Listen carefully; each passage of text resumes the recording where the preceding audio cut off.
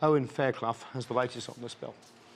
A worldwide supply chain crisis is partly to blame for the current inflation crisis, and nothing has been more strained than the flow of computer chips and semiconductors. So much so, vehicle manufacturers like Ford have been forced to sell some models without controls for air conditioning, offering to add them at a later date. Now, US President Joe Biden wants to sign off on some $52 billion of support for the US computer chip industry. We're here today to talk about the importance of passing the Chips for America Act to strengthen our national and economic security.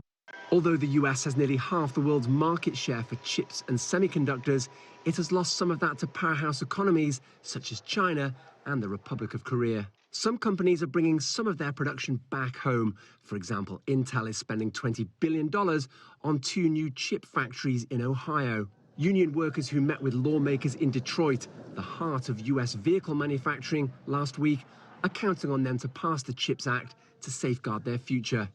We've got to solve this shortage, or we're going to be shuttering. Plants are going to continue to be shuttered. Americans are going to be out of work, and our efforts to reduce auto emissions is going to slow to a crawl or halt altogether. And yet, even though legislation has bipartisan support, the Senate and House of Representatives have yet to reconcile their differences over a broader trade and competitiveness deal, while concern grows that the chip shortage will persist well into next year. Owen Fairclough, CGTN, Washington.